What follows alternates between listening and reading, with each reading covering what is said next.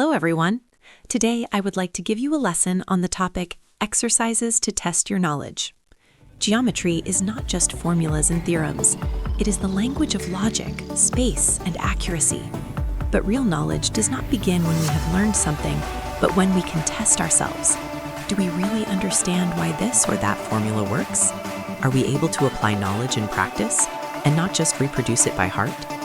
In this video, you will learn why testing knowledge in geometry is so important, how it helps to avoid mistakes, and makes learning confident and conscious.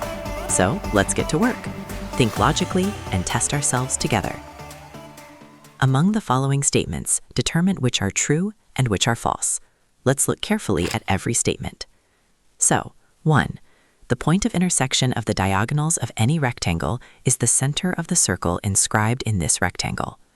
It is impossible to inscribe a circle in an arbitrary rectangle, because a circle must touch all sides of a quadrilateral. If it were a square, then it would be possible to inscribe a circle in it.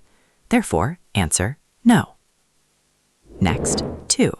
There is a rectangle in which a circle that can be inscribed.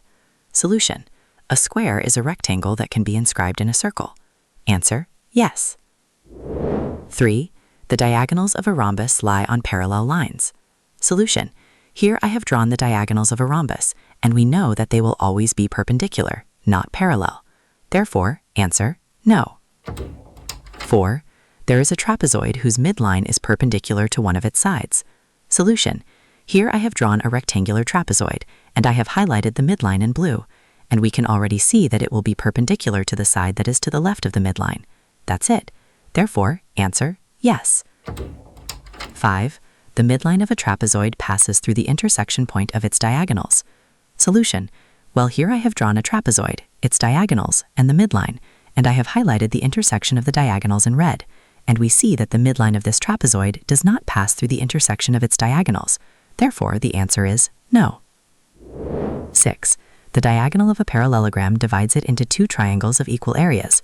Solution: here I have drawn two parallelograms, thus I have taken two cases of drawing diagonals, and I see that in both the first and second cases, the diagonal of the parallelogram divides it in half. Therefore, answer yes. Congratulations on completing the revision of one of the sections of geometry, which is called Quadrilaterals and Polygons. Of course, you will not be left with gifts. The gift is Bimota Tesi H2, and let's enjoy this awesome music together.